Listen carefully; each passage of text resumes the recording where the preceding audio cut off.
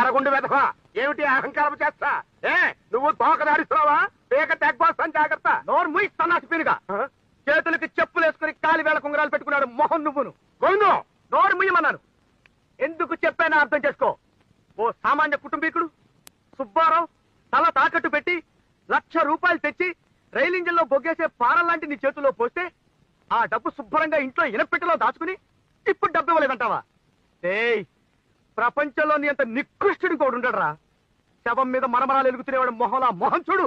గోవిందు, ఇంతకన్నా ఒక్క ముక్క ఎక్కువ మాట్లాడావంటే నిన్ను నిన్ను ఉద్యోగం పీకేస్తా. అంతే.